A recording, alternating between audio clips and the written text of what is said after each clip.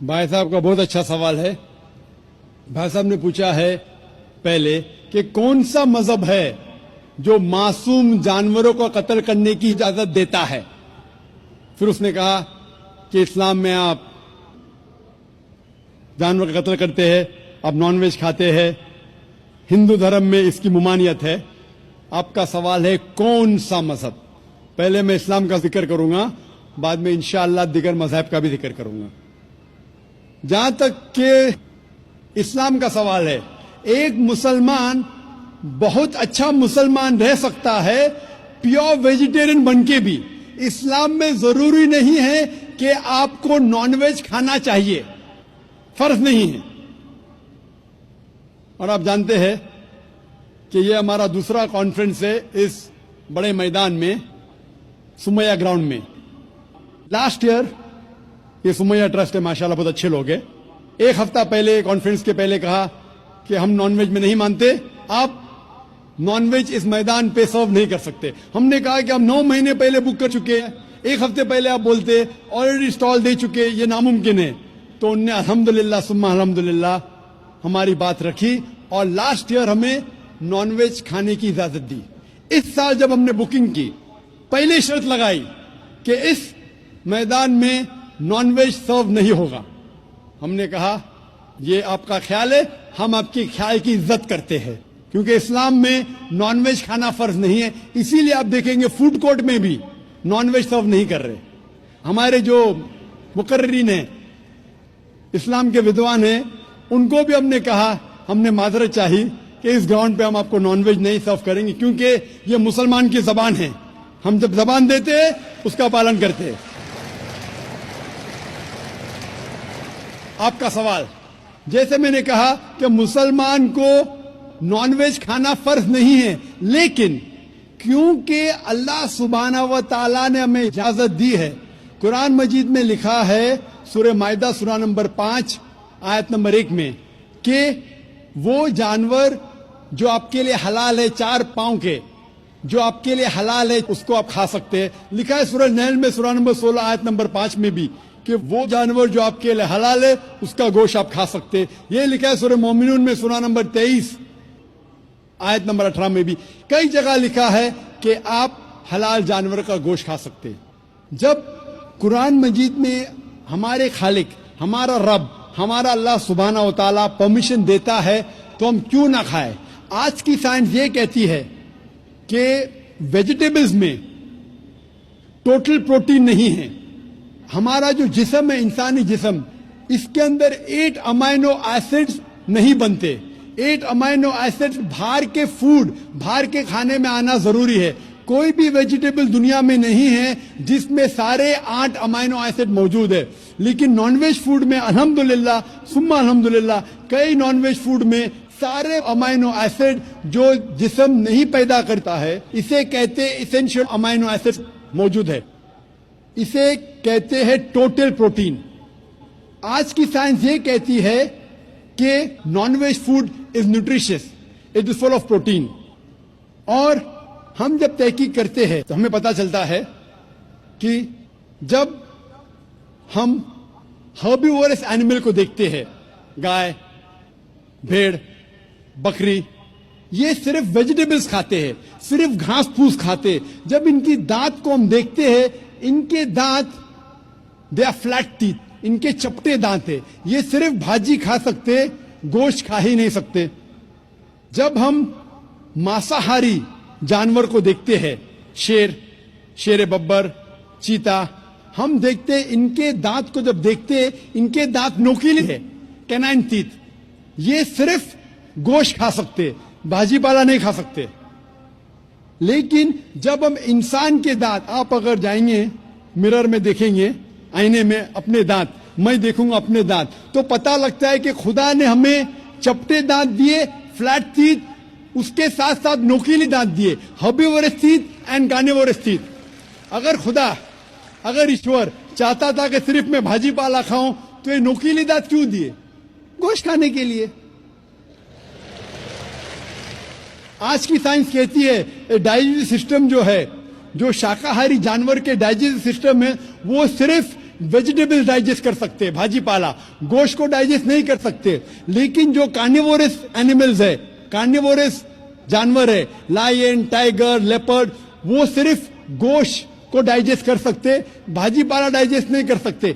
इंसान का digest system है, इसमें स्मॉल इंटेस्टाइन है, इसमें लार्ज इंटेस्टाइन है। ये भाजी पाला भी डाइजेस्ट कर सकती है, गोश्त भी डाइजेस्ट कर सकती है। अगर खुदा चाहते थे कि सिर्फ हम भाजी पाला खाए तो नॉनवेज फ्लेश डाइजेस्ट करने का डाइजेस्ट सिस्टम क्यों दिया?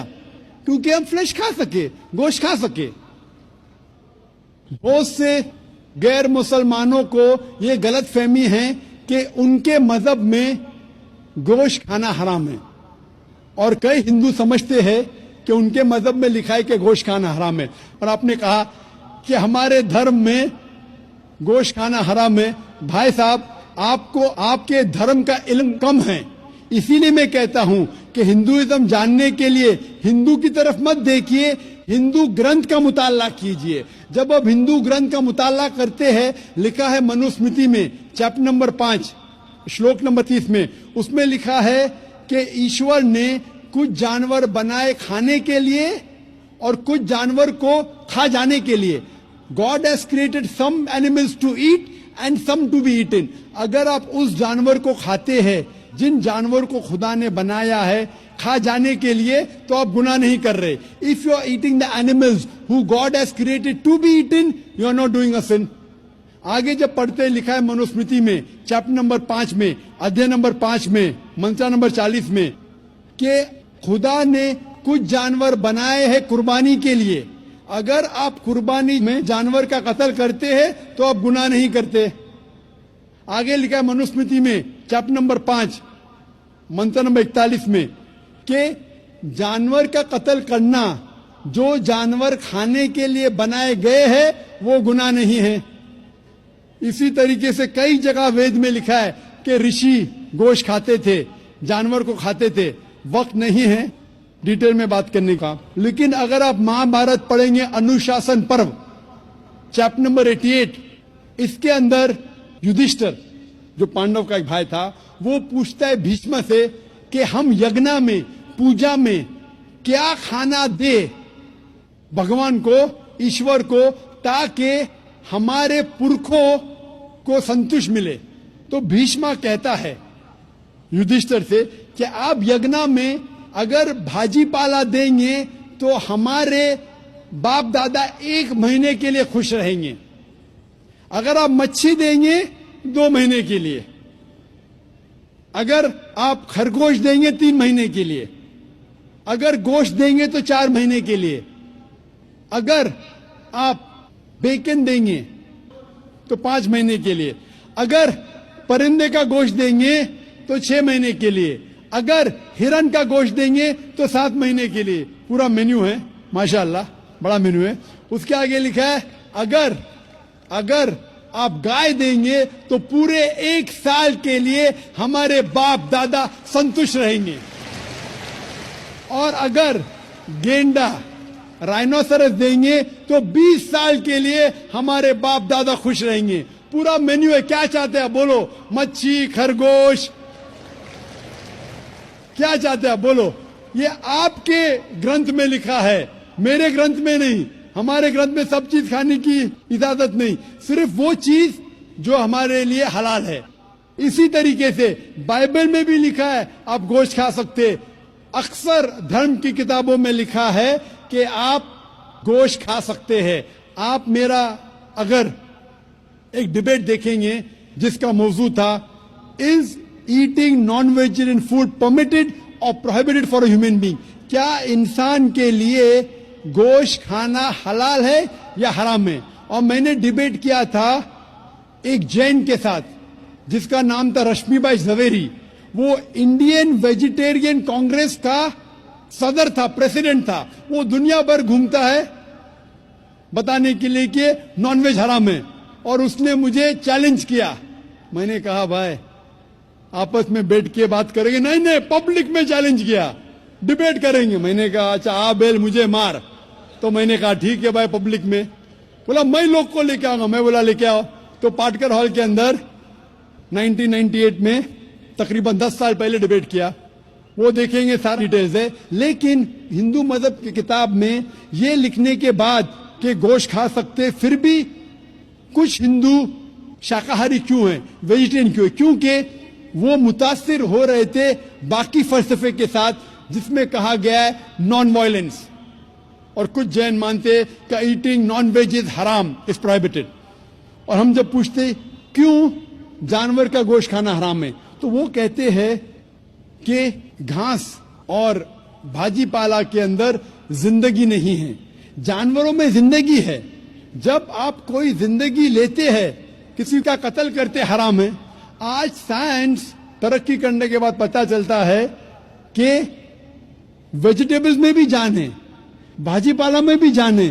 तो वो जरा अपनी फिलॉसफी को तब्दील करते, ठीक है हम जानते हैं कि वेजिटेबल्स में जान है, लेकिन वेजिटेबल्स डोंट फील पेन, वो दर्द को महसूस नहीं करते।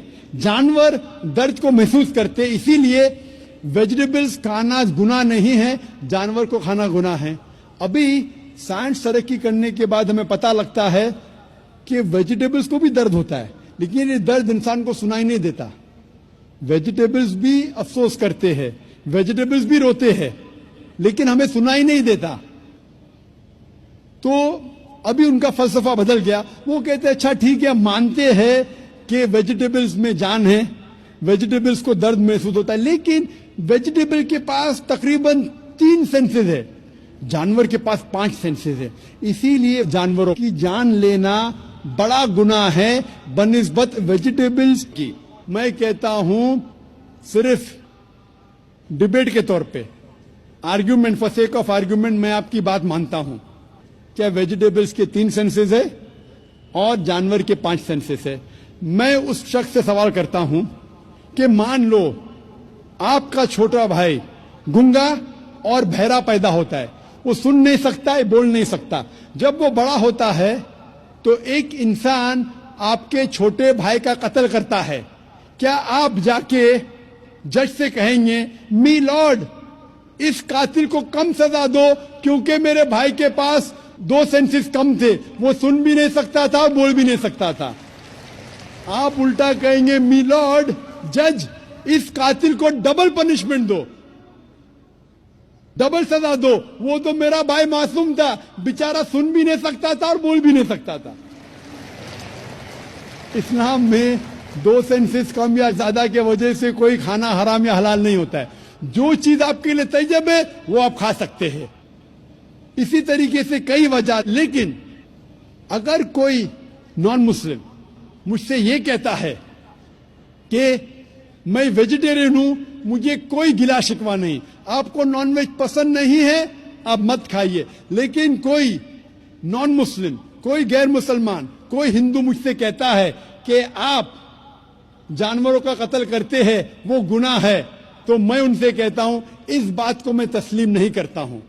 आप अगर गोश्त नहीं खाना चाहते हैं, मैं आपसे खुश हूं। अगर हिंदुस्तान में सब गैर मुस्लिम गोश्त खाने लगेंगे तो गोश्त का भाव बढ़ जाएगा। तो मुझे कोई गिला शिकवा नहीं अगर गैर मुस्लिम गोश्त नहीं खाते, लेकिन अगर मुझसे कहते हैं कि गोश्त खाना गुनाह है तो मैं ये जवाब देता हूं। अभी आपको संतुष्ट हो चुका होगा कि साइंस के मुताबिक, आपके मजहब की किताब के मुताबिक, कुरान के मुताबिक